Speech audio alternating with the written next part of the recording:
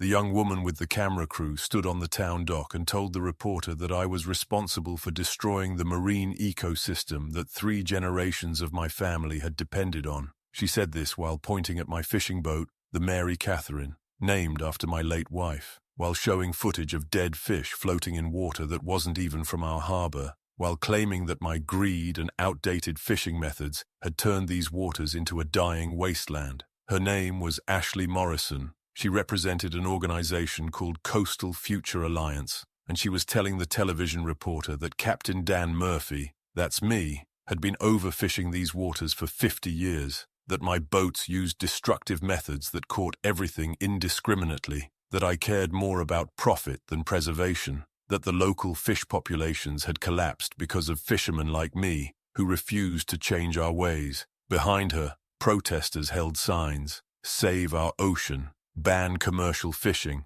"Murphy's greed kills marine life." About 40 people, most of them young, most of them not from around here, all of them convinced that I was an environmental villain who needed to be stopped. I stood on my boat watching this whole spectacle unfold about 200 feet away, watched the camera crew film Ashley's passionate speech about how commercial fishing was destroying the ecosystem, watched tourists walking by, stop to listen and nod in agreement, watched my livelihood and my family's reputation being destroyed on the 6 o'clock news. Tomorrow is the town council meeting. 400 residents expected to attend. Ashley and her Coastal Future Alliance have been organizing for months. They're going to present their case for banning commercial fishing operations in our harbor. They're going to show their documentary footage. They're going to present what they claim is scientific evidence of ecosystem collapse. They're going to demand that the council shut down operations like mine to save the ocean. What they don't know is that I've invited some people to that meeting too. Marine biologists who've been working in these waters for 20 years. Scientists who actually study this ecosystem instead of just filming misleading footage. People who know the truth about what's really happening here. But to understand how we got here, to understand how a young activist from California could show up in our small Maine fishing town and convince people that I'm destroying the ocean I've spent 50 years protecting, I need to take you back to when my father first took me out on these waters and taught me what it really means to be a fisherman. My name is Captain Dan Murphy. I'm 71 years old, and this is the story of how people who know nothing about fishing can almost destroy people who've dedicated their lives to doing it right. I was born in 1953 in Granite Cove, Maine, a fishing town on the coast about 60 miles north of Portland. My father was a fisherman. My grandfather was a fisherman. My great-grandfather came over from Ireland in 1892 and started fishing these waters the day he arrived. The Murphy family and the ocean have been connected for over 130 years. My earliest memories are of the harbor, the smell of salt water and diesel fuel, the sound of boat engines starting before dawn, the sight of my father and the other fishermen heading out while the sky was still dark, returning when the sun was setting. That rhythm defined our entire town. Everything revolved around the fishing fleet and the ocean that provided for us. My father took me out on his boat for the first time when I was 6 years old. The boat was called the Catherine Ann, named after my mother, 32 feet long, wooden hull, diesel engine that coughed black smoke when it started. She wasn't fancy, but she was seaworthy, and she put food on our table. I was terrified that first morning. The ocean seemed huge and the boat seemed small, but my father put his hand on my shoulder and told me something I've never forgotten. He said the ocean wasn't our enemy, and it wasn't just our resource. It was our partner, that we took from it, yes, but we also had to respect it, had to understand its rhythms and limits, had to take only what we needed and leave enough for tomorrow, that a fisherman who didn't respect the ocean wouldn't be a fisherman for long. That philosophy guided everything he did. He'd throw back small fish because they needed time to grow. He'd avoid areas during spawning season because the fish needed to reproduce. He'd keep careful records of his catches, so he knew if populations were declining. He taught me that fishing wasn't about taking everything you could. It was about taking what you needed while making sure there would be fish for next year and the year after that. And for my children when I had them. I started working on his boat seriously when I was 14. Summer vacations and weekends during the school year. Learning how to set nets and pull lobster traps and read the water. Learning which areas were good for cod and which were good for haddock. Learning how weather patterns affected fish behavior. learning the thousands of small details that separated successful fishermen from unsuccessful ones. I graduated high school in 1971, went to work on my father's boat full-time, spent 5 years learning everything he could teach me about these waters. In 1976, I bought my first boat with money I'd saved and a loan from the bank. 35 feet, fiberglass hull, more reliable engine than my father's old wooden boat. I named her the Mary Catherine, after the girl I was planning to marry. Mary Catherine O'Brien and I had known each other since childhood. Her father ran the fish processing plant where most of the fleet sold their catches. She'd grown up around fishing just like I had, understood the life, understood the uncertainty of it, understood that some days you came home with full nets, and some days you came home with almost nothing. We got married in 1977 at St. Patrick's Church in town. Small ceremony, reception at the community centre. Everyone we knew was there because in a town of 2,000 people, everyone knew everyone. We bought a small house 3 blocks from the harbour, close enough that I could walk to my boat, close enough that Mary could see the harbour from our kitchen window and know when the fleet was coming in. Those first years were hard. Fishing was changing in the late 70s. Bigger boats from out of state were coming into our waters. Factory trawlers that could catch in one day what our entire fleet caught in a week. They'd come through an area and catch everything, leaving nothing for the smaller boats, leaving nothing for the fish to reproduce. We started seeing declines, catches getting smaller, having to go farther offshore to find fish. Some species that used to be abundant becoming rare. The ocean was being overfished and everyone knew it, but nobody seemed able to stop it. In 1982, my father's boat sank in a winter storm. He was out checking lobster traps when the weather turned. Engine failed at the worst possible moment. The boat took on water faster than the pumps could handle. He got off in his survival suit but died of hypothermia before the Coast Guard could reach him. He was 62 years old. I inherited his fishing permits and his territory,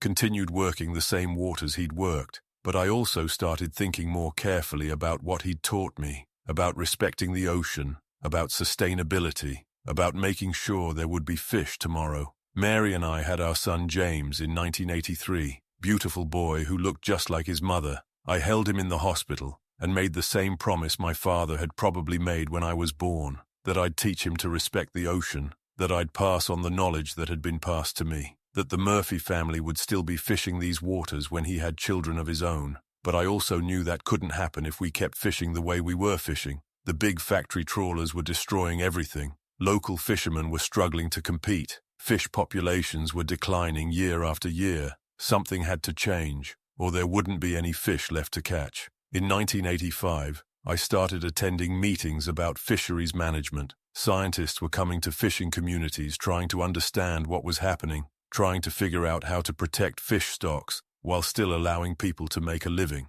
trying to develop regulations that would work. A lot of fishermen were angry about regulation, saw it as government interference, saw it as outsiders telling them how to do their jobs. But I understood what my father had taught me, that if we didn't protect the resource, we'd lose everything. That short-term thinking led to long-term disaster. I worked with a marine biologist named Dr. Sarah Chen. She was doing research on cod populations in the Gulf of Maine, trying to understand breeding patterns and population dynamics, trying to figure out what fishing practices were most sustainable. Dr. Chen started coming out on my boat. I'd show her where I fished and how I fished. She'd take samples and measurements and notes. We'd talk about what I was seeing on the water, how catches had changed over the years, which species were declining, and which were stable. She told me something that changed how I thought about fishing. She said the ocean wasn't an infinite resource that would always replenish itself. It was a complex ecosystem with limits. If we pushed past those limits, populations could collapse, and once they collapsed, they might not recover for decades or ever. But she also said that fishing could be sustainable if it was done right, if we understood the ecosystem, if we followed rules designed to protect breeding populations, if we were willing to make short-term sacrifices for long-term stability. That made sense to me. That was what my father had been teaching me all along, even if he didn't have the scientific language for it. Take what you need. Respect the resource. Think about tomorrow. Over the next few years, I changed how I fished, started using more selective gear that reduced bycatch, started avoiding sensitive areas during spawning seasons, started keeping detailed records of what I caught and where, started working with scientists to understand what practices were actually sustainable. Some other fishermen thought I was crazy, thought I was making it harder on myself for no good reason, thought I was collaborating with people who wanted to shut us down, but I believed in what I was doing, believed it was the only way fishing could survive as a way of life. In 1990, the government implemented new regulations for ground fish in the Gulf of Maine, catch limits, area closures during spawning season, requirements for more selective fishing gear. A lot of fishermen were furious, saw it as their rights being taken away, saw it as government overreach, but I supported the regulations, spoke at public meetings about why they were necessary, explained that protecting fish populations was protecting our own livelihoods, that we couldn't keep fishing the way we'd been fishing, or there wouldn't be any fish left. Some people in town thought I was a traitor, thought I was siding with environmentalists and government bureaucrats against my own community. But Mary supported me, told me I was doing the right thing even when it was hard, even when other fishermen wouldn't talk to me, even when we lost friends over it. The regulations worked. Slowly, over years, fish populations started recovering. Not all species. Some had been hit too hard, but many species started coming back. Catches started improving. The ocean started healing from decades of overfishing. By the late 90s, people started recognizing that sustainable fishing was possible, that regulations, when done right, protected both the ecosystem and the fishing industry, that you could make a living while still respecting the resource. I became known as one of the pioneers of sustainable fishing in our region. Scientists would bring their students out on my boat to show them what responsible fishing looked like. Other fishermen started adopting similar practices. The fleet became more selective, more careful, more thoughtful about long-term sustainability. Mary died in 2005. Cancer, fast and brutal. 6 months from diagnosis to funeral. She was only 54 years old. We'd been married 28 years. She'd been my partner in everything, supported me through the hard years, celebrated the good years, raised James while I was out on the water. She was the reason I could do what I did. I named my second boat after her, the Mary Catherine, 45 feet, modern equipment, built specifically for sustainable fishing practices. Every time I stepped onto that boat, I thought about her, about what she'd taught me about dedication and partnership and doing things the right way, even when it was difficult. James didn't become a fisherman, went to college, became a marine biologist like Dr. Chen. He said growing up around the water and seeing me work with scientists had inspired him to study the ocean from a different angle. I was proud of him, proud that the Murphy family was still connected to these waters, even if he wasn't doing it the same way I was. By 2010, I'd been fishing for almost 40 years, had seen everything change. The boats, the regulations, the technology, the understanding of ocean ecosystems, but the fundamental truth my father taught me hadn't changed. Respect the ocean, take what you need, think about tomorrow. I was recognized nationally as a leader in sustainable fishing, won awards from environmental organizations, worked with government agencies to develop better regulations, gave presentations at conferences about how commercial fishing could coexist with conservation, proved that fishermen and environmentalists didn't have to be enemies. Then, about 2 years ago, everything started changing again, but not in a good way. A group called Coastal Future Alliance appeared in town. Young people from out of state, idealistic and passionate about environmental protection. They started holding meetings at the community center, talking about ocean conservation, about climate change and ecosystem collapse, about the need for dramatic action to save marine life. At first, it seemed positive. More people caring about the ocean was good. More awareness of environmental issues was good. I went to one of their early meetings, introduced myself, offered to talk about sustainable fishing practices, about how the local fleet had changed over the past 30 years, but they weren't interested in hearing from me. When I mentioned I was a commercial fisherman, the reaction was immediate and hostile. They saw commercial fishing as the enemy, as something that needed to be eliminated, not improved, as fundamentally incompatible with ocean conservation. Their leader was a woman named Ashley Morrison, 28 years old, from California, degree in environmental studies from a university I'd never heard of, very passionate, very convinced she understood ocean ecosystems better than people who'd spent their lives on the water. Ashley told me that commercial fishing was destroying the ocean, that regulations weren't enough, that the only real solution was to ban commercial fishing entirely and let the ocean heal. She said it didn't matter how sustainable my practices were, the very act of commercial fishing was harmful. I tried to explain that complete bans weren't necessary or practical, that sustainable fishing was possible,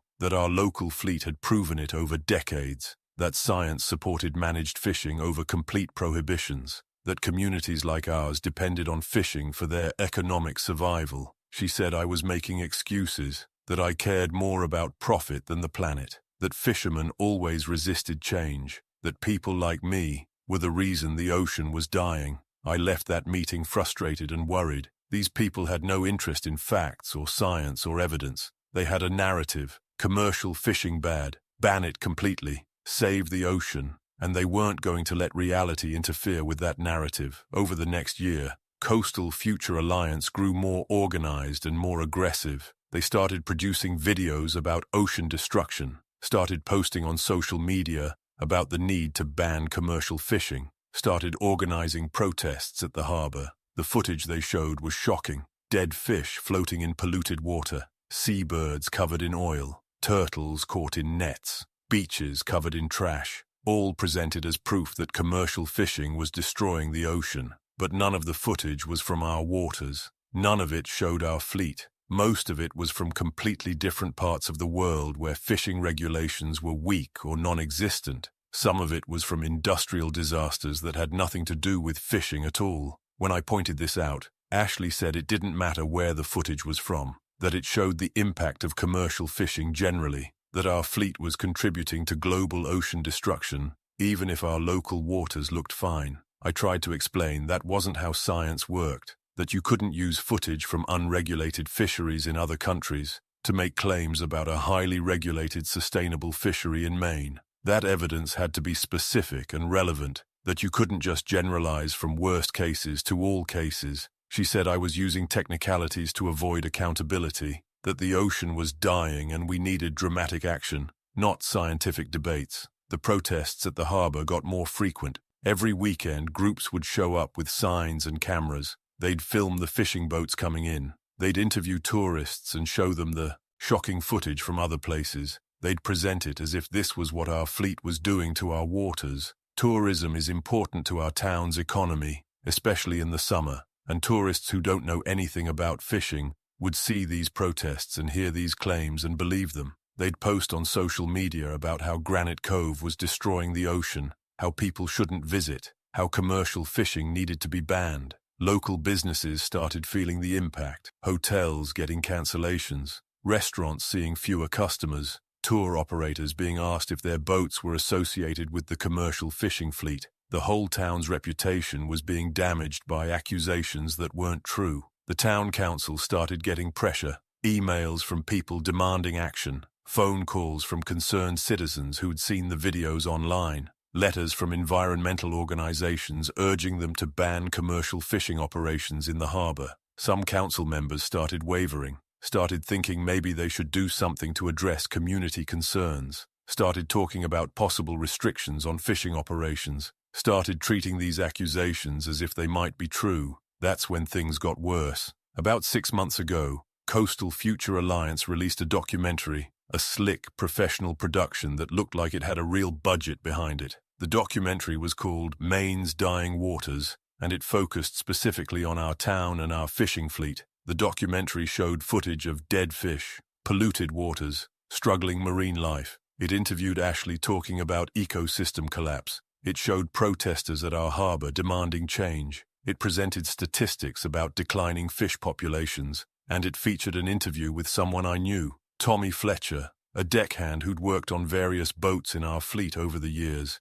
including mine. He'd been fired about 3 years ago after showing up drunk repeatedly and being unreliable. In the documentary, Tommy claimed that fishermen in Granite Cove were ignoring regulations, that we were catching undersized fish and throwing them back dead, that we were fishing in closed areas, that we were using illegal gear, that captains like me didn't care about conservation, that we only cared about catching as much as possible to maximize profit. Every word was a lie. Tommy had been a problem employee who couldn't hold a job. He'd been fired by multiple captains for being unreliable and sometimes dangerous. He had a grudge against the fleet, and apparently, Coastal Future Alliance had paid him to say whatever they wanted him to say. The documentary went viral, shared thousands of times on social media, picked up by environmental blogs and alternative news sites, presented as an exposé of the fishing industry, as proof that commercial fishing couldn't be trusted to regulate itself. Suddenly,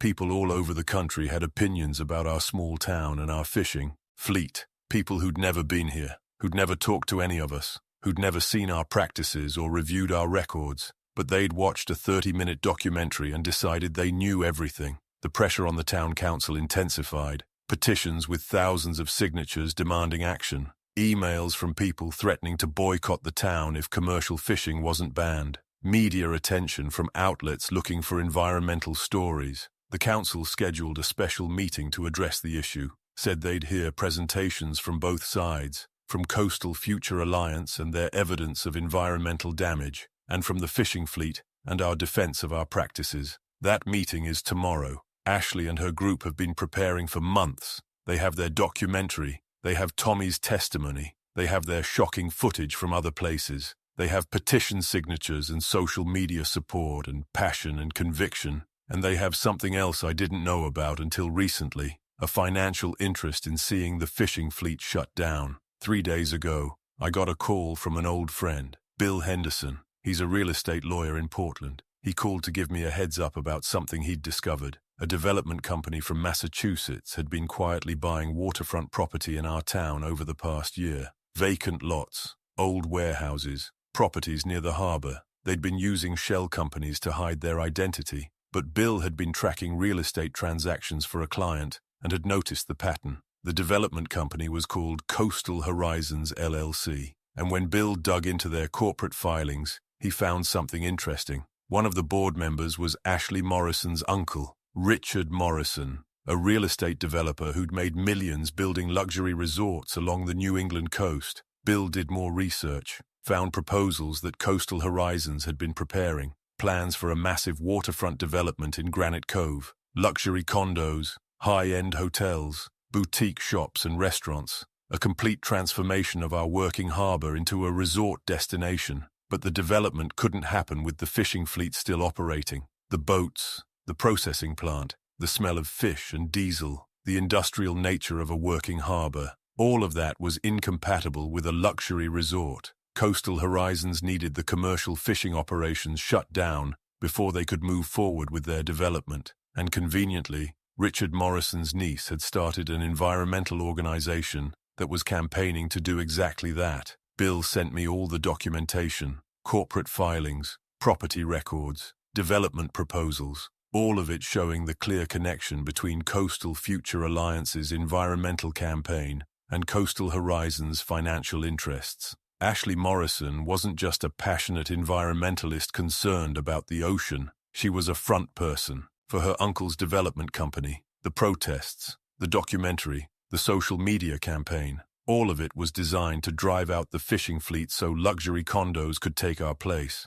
I called my son James immediately, told him what I'd found. He started making phone calls to scientists he knew, to marine biologists who'd studied our waters, to researchers who documented the recovery of fish populations in our area over the past 30 years. James reached Dr. Sarah Chen, who'd worked with me back in the 80s and 90s. She was retired now, but still followed fisheries science. She was outraged when James told her what was happening, said she'd come to the town meeting, said she'd present the real scientific evidence about our ecosystem. James also contacted Dr. Michael Torres. He was a marine biologist at the University of Maine who'd been studying fish populations in the Gulf of Maine for 20 years. His research had consistently shown that regulated, sustainable fishing, like what our fleet practiced, was compatible with healthy ecosystems. He agreed to come present his findings. I called other members of the fleet, told them what I'd found about Coastal Horizons and Richard Morrison,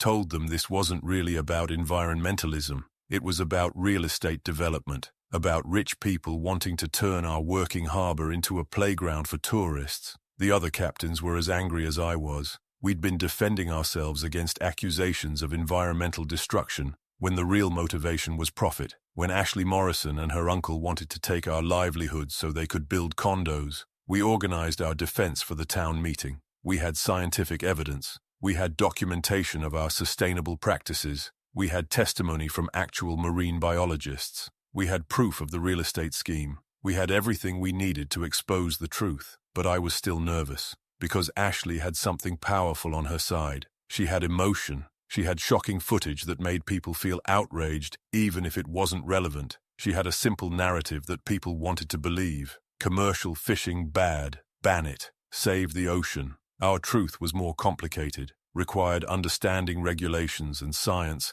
and long-term ecosystem management, required trusting that fishermen could be conservationists, required believing that commercial fishing and environmental protection weren't incompatible. That's harder to sell than simple outrage. Today was the day before the town meeting. I spent the morning on my boat going through my records, 50 years of catch logs, showing what I caught and where and when, showing how my practices had evolved, showing how I'd worked with scientists to develop better methods, showing the long history of cooperation between our fleet and conservation efforts. In the afternoon, I walked around the harbor, looked at the boats that had been here for generations, the Catherine Anne, where my father had taught me to fish, the Mary Catherine, where I'd spent the last 20 years, the dozen other boats that made up our small fleet, all of them representing families, histories, a way of life that stretched back over a century. Tomorrow, people who'd never set foot on a fishing boat would decide whether that way of life could continue,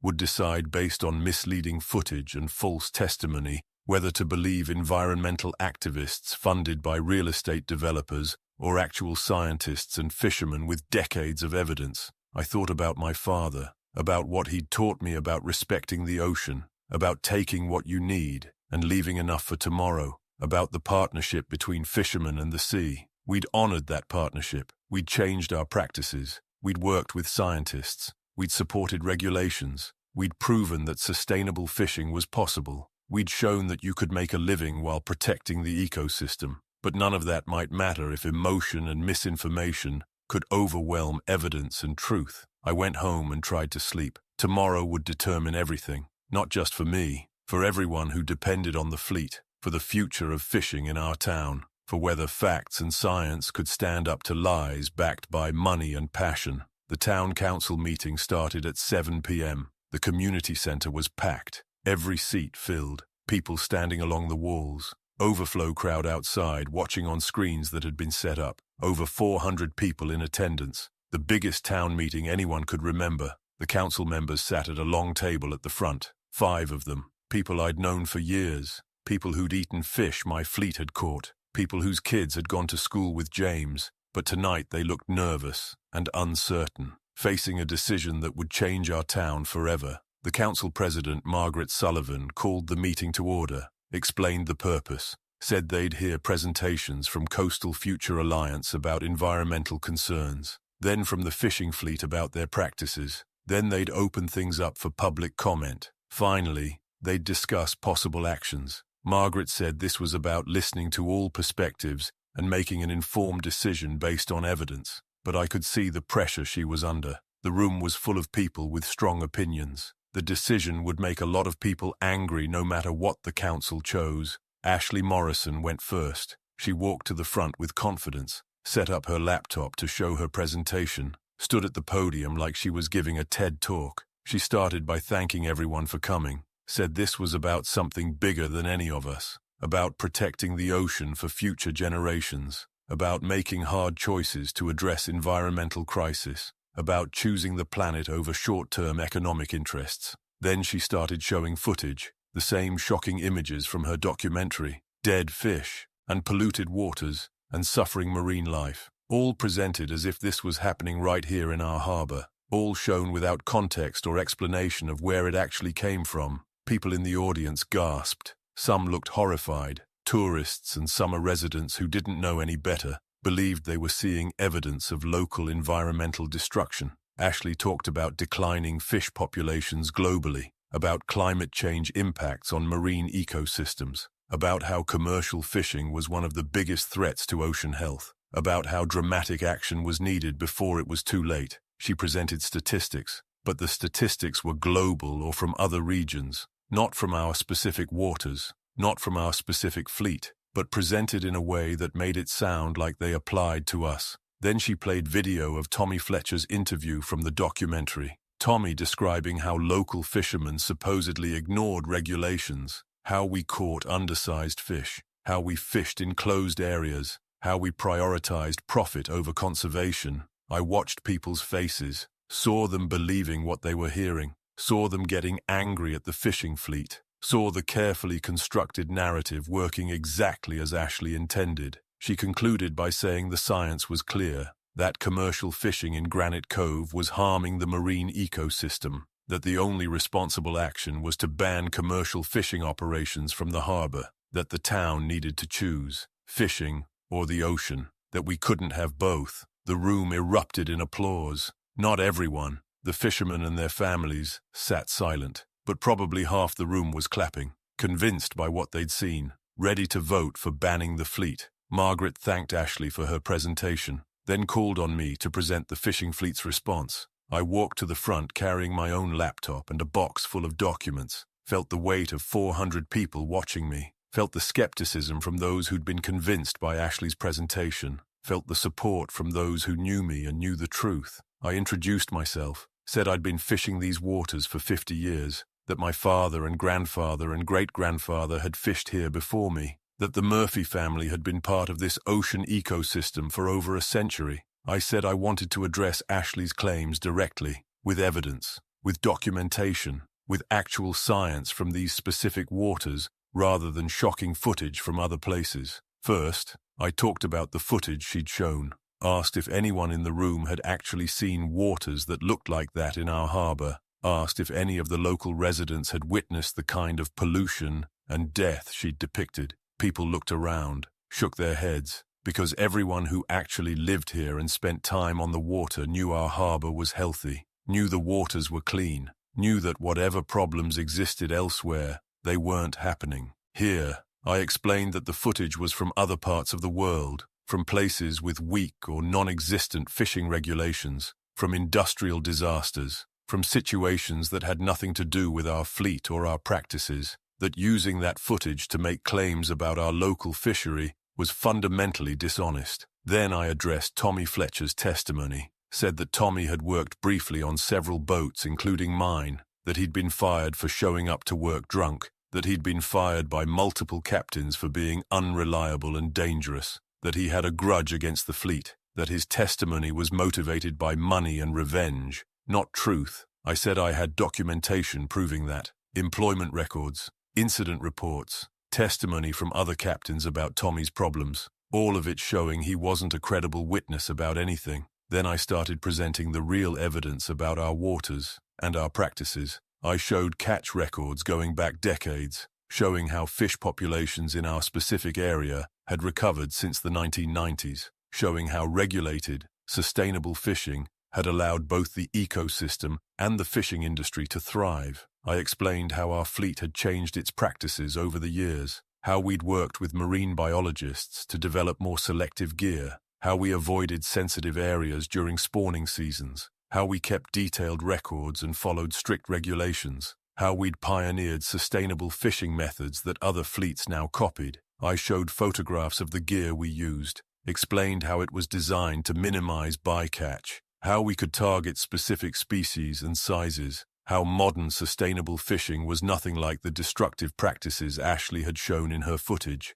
Then I invited Dr. Sarah Chen to come up and present her research. Dr. Chen had been studying our waters since the 1980s, had documented the decline of fish populations during the overfishing era, had documented the recovery after regulations were implemented, had worked directly with our fleet to develop sustainable practices. She presented graphs and data showing fish population trends over 40 years, showed the clear decline in the 1970s and 80s when factory trawlers were overfishing, showed the implementation of regulations in the 90s, showed the steady recovery of populations since then. She explained that our local waters were actually one of the success stories of fisheries management, that regulated commercial fishing by a small, sustainable fleet like ours was compatible with healthy ecosystems, that the scientific evidence overwhelmingly showed our practices were working. She said that banning commercial fishing here would be based on emotion and misinformation, not science,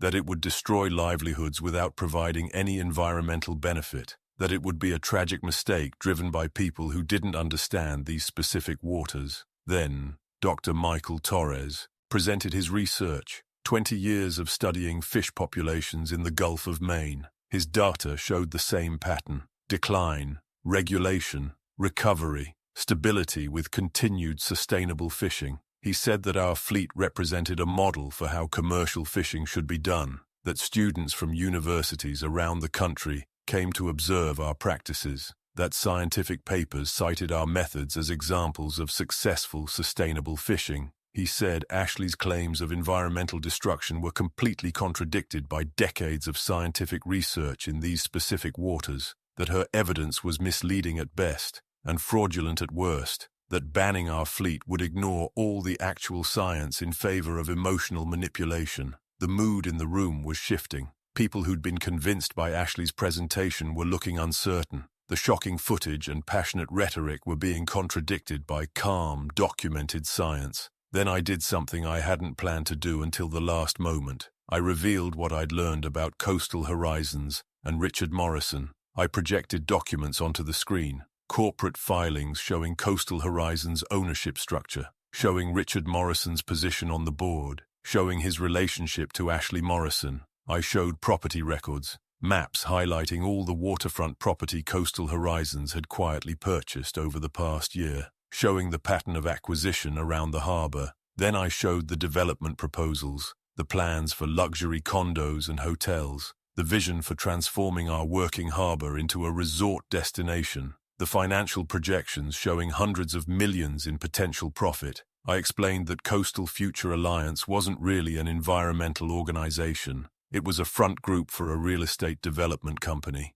That Ashley Morrison wasn't just a concerned activist. She was working for her uncle's business interests. I said the campaign to ban commercial fishing wasn't about protecting the ocean. It was about clearing out the fishing fleet so luxury developments could take our place. That every protest and every piece of misleading footage and every emotional appeal had been designed to serve a real estate scheme worth hundreds of millions of dollars. The room erupted, people shouting, Coastal Future Alliance supporters denying everything, fishermen and their families demanding answers, tourists and summer residents looking shocked that they'd been manipulated. Ashley Morrison stood up, her face red. She was shouting that this was a conspiracy theory, that I was making it up to discredit their legitimate environmental concerns, that the documents were taken out of context, that her uncle's business had nothing to do with their campaign. Margaret Sullivan called for order, took several minutes to get everyone quiet enough to continue.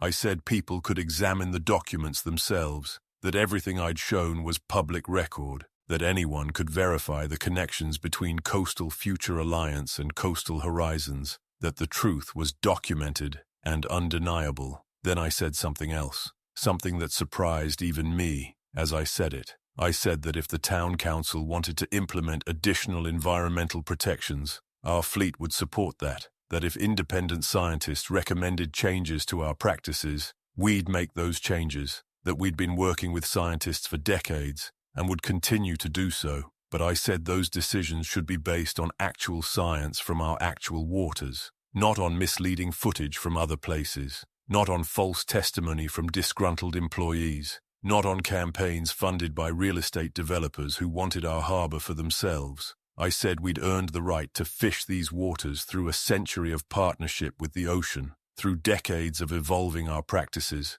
through years of working with scientists to find sustainable approaches, through proving that commercial fishing and environmental protection could coexist. I sat down. The room was silent for a long moment. Then people started clapping. Not everyone. Coastal Future Alliance supporters sat with their arms crossed, but most of the room was applauding. Local residents who'd known me and the fleet for years, scientists who'd worked with us, people who understood that truth backed by evidence was stronger than emotion backed by lies. Margaret Sullivan thanked me for the presentation, then opened things up for public comment, said anyone who wanted to speak would have 3 minutes. The first person to stand up was Bill Henderson, the real estate lawyer who'd uncovered the Coastal Horizons scheme. He explained his credentials, then methodically described how he'd tracked the property acquisitions, how he'd discovered the corporate connections, how the development plans required the fishing fleet to be gone before they could move forward. He said this wasn't speculation or conspiracy theory.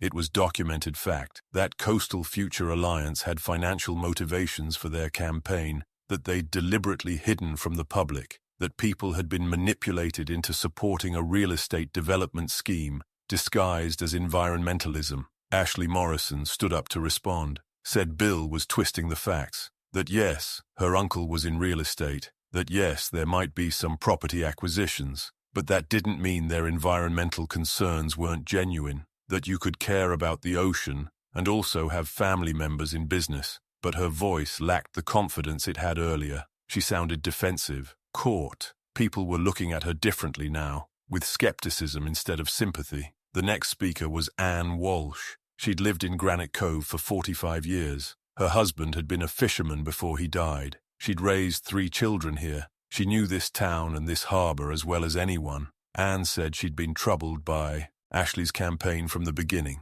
that the footage didn't match what she saw when she walked along the harbor every morning, that the claims of environmental destruction didn't match the reality of clean water and abundant marine life she observed every day. She said she'd been confused, wondered if maybe she was just not seeing what scientists saw. But now she understood. The campaign had never been about protecting the ocean. It had been about clearing out working people so rich developers could profit. Anne said her husband had worked with Dan Murphy for 20 years, had learned sustainable fishing practices from Dan's father, had been part of the transformation of the fleet toward better methods, had died knowing he'd fished responsibly and left the ocean healthier than he'd found it. She said she wouldn't let her husband's memory, or Dan's reputation, or the fleet's decades of good work be destroyed by lies told to serve real estate greed. The room erupted in applause again. Anne sat down, looking fierce and determined, looking like she represented everyone in town who'd been manipulated by Coastal Future Alliance's campaign.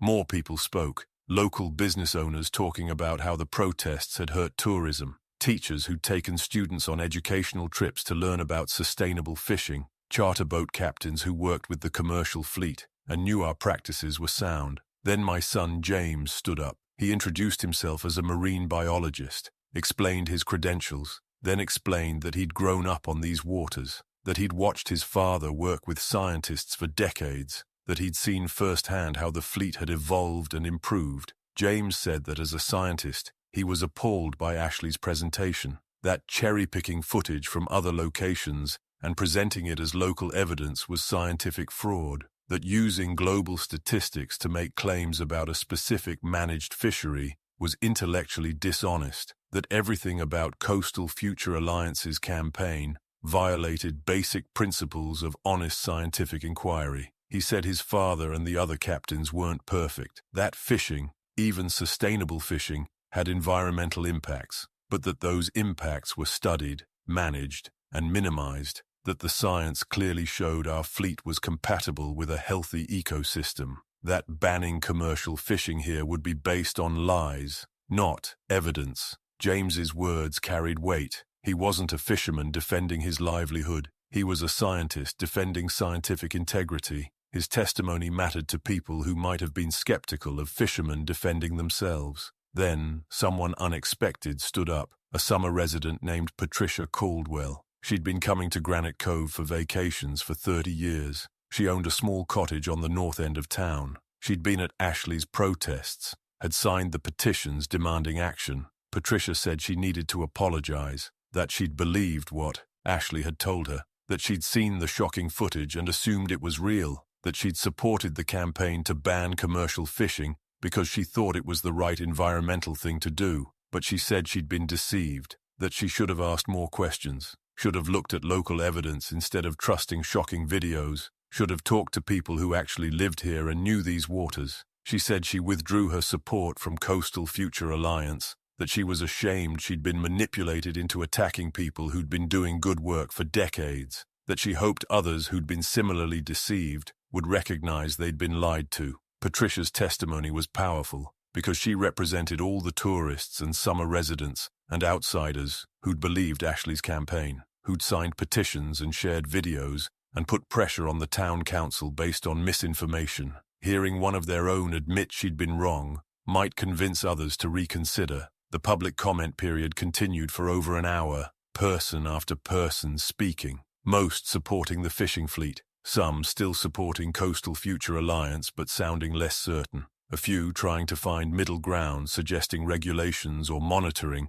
instead of an outright ban. Ashley spoke again near the end. She abandoned her earlier claim that the real estate connection was innocent. Instead, she pivoted to arguing that even if her uncle's business might benefit from the fishing ban, that didn't mean her environmental concerns weren't valid, that the two things could both be true. But she'd lost the room. People weren't listening with sympathy anymore. They were listening with skepticism, with anger, with the realization that they'd been manipulated by someone pretending to care about the environment while actually serving financial interests. Finally, Margaret Sullivan closed the public comment period, said the council needed to discuss what they'd heard and decide on next steps. The 5 council members conferred quietly for several minutes, whispering to each other, looking at documents, clearly struggling with a difficult decision under intense public scrutiny. Finally, Margaret spoke. She said the council had heard 2 very different presentations tonight.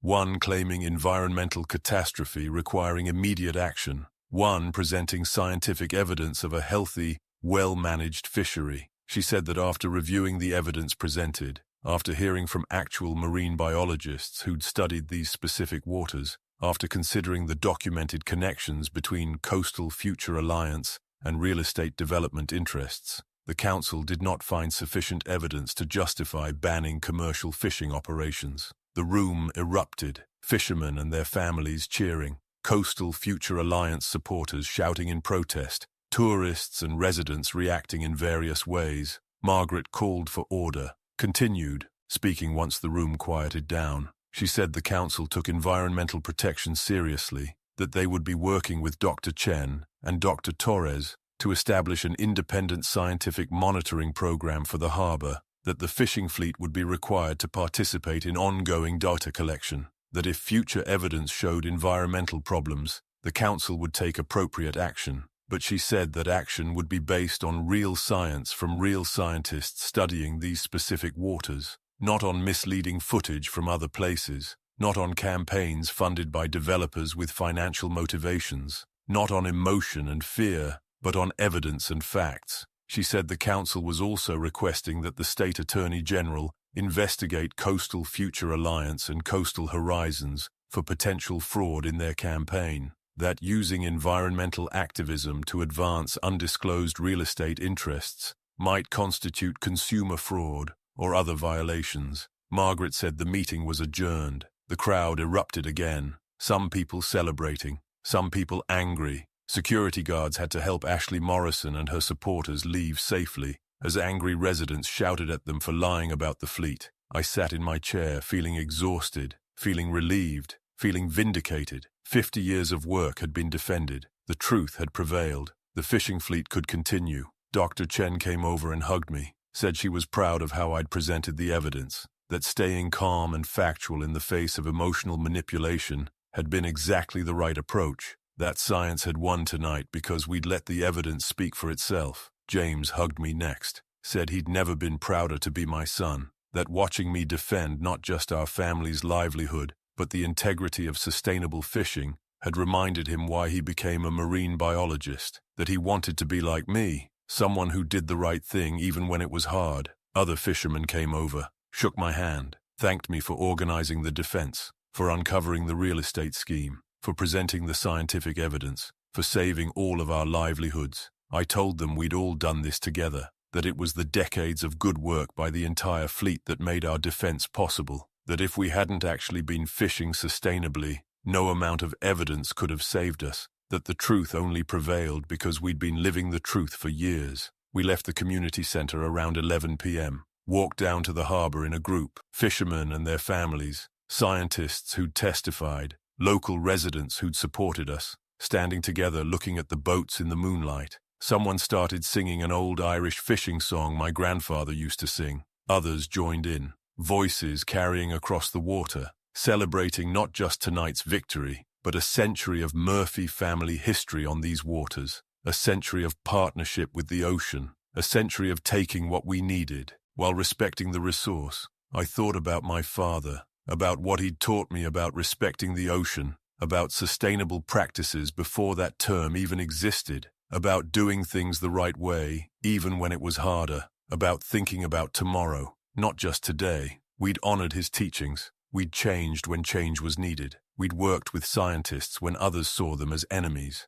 We'd supported regulations when others fought them. We'd proven that fishing could be both a livelihood and a conservation practice. And tonight, that work had been validated. The truth had been told. The lies had been exposed. Justice had been served. The next morning, I went out on the Mary Catherine early. Just me and the ocean. Needed time to process everything that had happened. Needed to feel the water and smell the salt air, and remember why I'd spent 50 years doing this. The sun was rising over the Atlantic. The water was calm. Seabirds were diving for fish. The ecosystem was alive and healthy and beautiful. Everything Ashley had claimed was dying was actually thriving. I thought about all the people who'd believed her lies, who'd seen shocking footage and assumed it was real, who'd signed petitions demanding we be shut down, who'd been so sure they were protecting the environment while actually being manipulated by real estate developers. It made me understand how misinformation spread, how people who meant well could be deceived,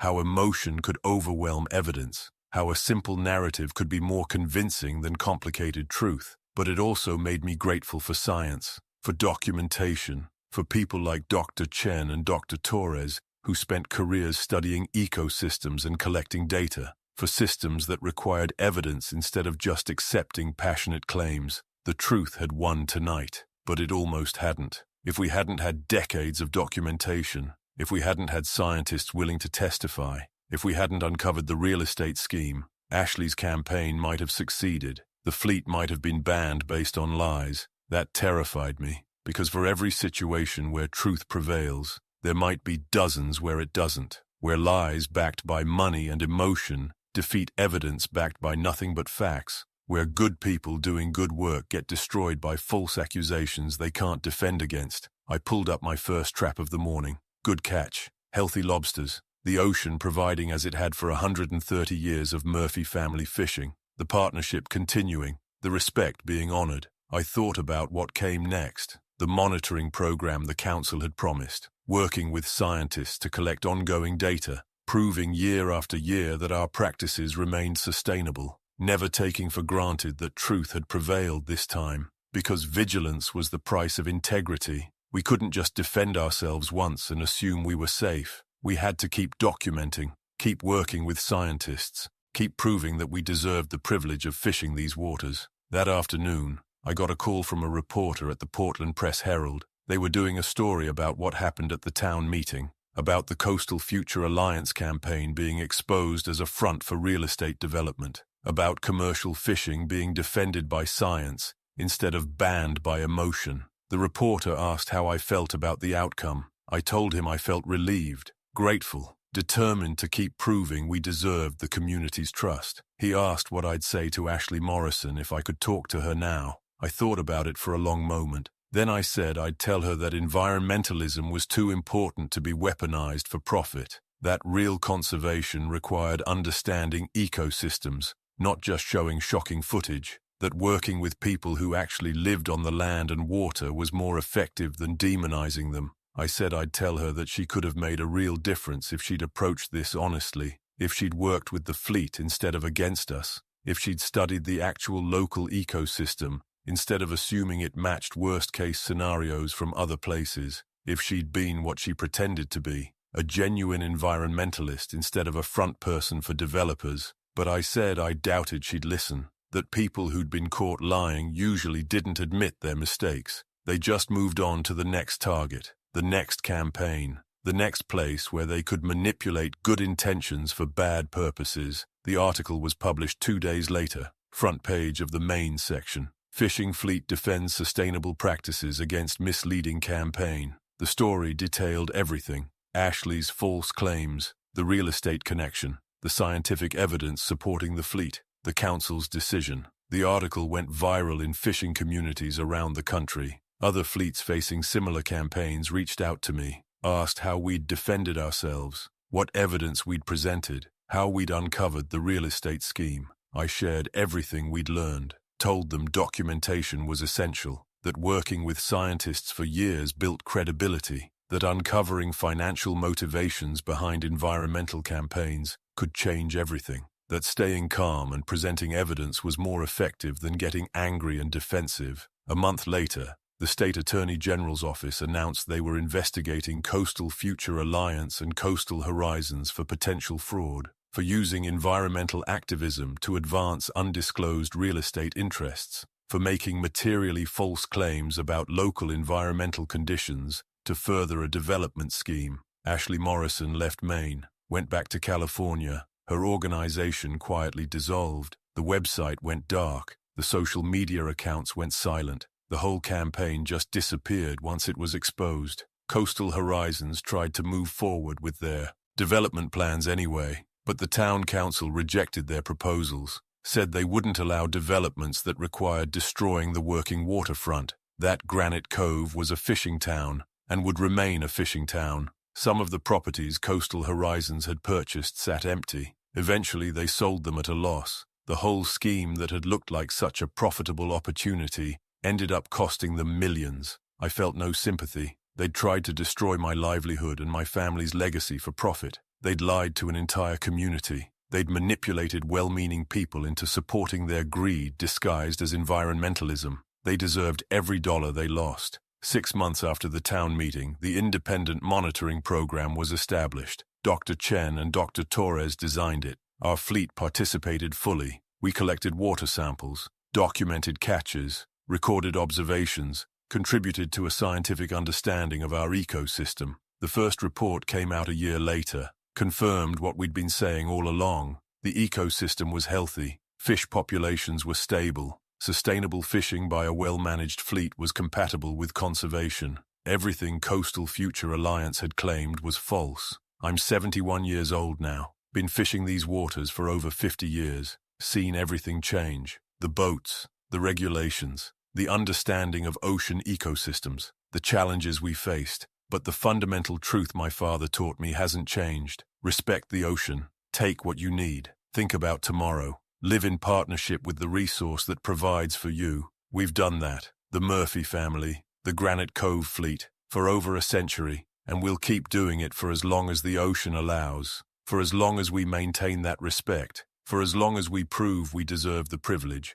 That's what sustainable fishing is. Not taking everything you can, not exploiting the resource, not ignoring the ecosystem, but understanding your role in it, being a partner rather than a conqueror, taking responsibility for the impacts of your work. Ashley Morrison and her uncle tried to paint us as environmental villains, as greedy fishermen destroying the ocean, as people who needed to be stopped to save marine life. They were wrong. We're the opposite. We're people who've spent generations learning to work with the ocean sustainably, who've changed our practices as we learned more, who've partnered with scientists to find better ways, who've proven that humans can be part of healthy ecosystems if they approach it with respect and humility. That's the legacy I want to leave. Not just that I was a successful fisherman, but that I was a good steward of the resource, that I took what I needed but left enough for tomorrow, that I honored the partnership my father taught me about, and that when lies tried to destroy that legacy, truth defended it. Evidence prevailed over emotion. Science defeated manipulation. Justice was served. Last week, my grandson started asking about learning to fish. He's 12 years old. James's son, 4th generation Murphy, to be drawn to these waters. I told him I'd teach him everything I know about respecting the ocean, about sustainable practices, about thinking long-term instead of short-term, about being a partner with the ecosystem instead of just extracting from it. I told him about his great-great-grandfather, who came from Ireland and started fishing these waters in 1892, about his great-grandfather who taught me to respect the ocean, about everything the Murphy family had learned over 132 years. I told him that the privilege of fishing these waters comes with responsibility, that each generation has to earn the right to continue, has to prove they deserve the trust of the community and the ecosystem, has to maintain the integrity that previous generations built. He said he understood, that he wanted to learn, that he wanted to be part of the tradition, that he wanted to fish these waters the way his ancestors had, with respect, with sustainability, with partnership. I'm teaching him this summer, taking him out on the Mary Catherine, showing him how to set traps and pull nets and read the water, teaching him what my father taught me, passing on the knowledge that's been passed down through generations. Sometimes I think about what would have happened if Ashley's campaign had succeeded, if the fleet had been banned, if the Mary Catherine had been forced out of the harbour, if the Murphy family's 132-year connection to these waters had been severed. My grandson wouldn't be learning to fish. The tradition would have ended. The knowledge would have been lost. A way of life would have disappeared, all based on lies told to serve real estate greed. But that didn't happen. Truth prevailed. The fleet survived. The tradition continues. And the ocean partnership that my great-grandfather started in 1892 will continue with my grandson, and hopefully his children after him. That's what I fought for at that town meeting. Not just my own livelihood, but the continuation of a tradition, the preservation of knowledge, the honoring of a partnership between humans and ocean that works when approached with respect. We won that fight, but the fight never really ends. Every day we have to prove we deserve to be here, have to show through our actions that we're good stewards, have to document our practices and share our knowledge and work with scientists and maintain the trust of our community. That's the price of the privilege, and it's a price worth paying. Because this life, this work, this connection to the ocean, it's worth fighting for, worth defending, worth preserving for future generations. My name is Captain Dan Murphy. I'm 71 years old. I've been fishing these waters for 50 years, and with the help of truth and science and community and determination, I'll be fishing them for a few more years. Yet, then I'll pass the boat to my grandson, pass on the knowledge, pass on the responsibility, pass on the partnership with the ocean that's been the Murphy family's inheritance for over a century, and he'll do the same for his children someday, and the tradition will continue, and the ocean will provide, and the partnership will endure, because that's what happens when you respect the resource, when you think about tomorrow, when you honor what your father taught you, when you defend the truth against lies, when you live with integrity. The ocean rewards that, the community supports that, the truth protects that, and that's enough, more than enough. It's everything. Did you like my story? Which city are you listening from? Let's meet in the comments. There's so much more on my channel. Don't forget to subscribe. See you in the next story with love and respect.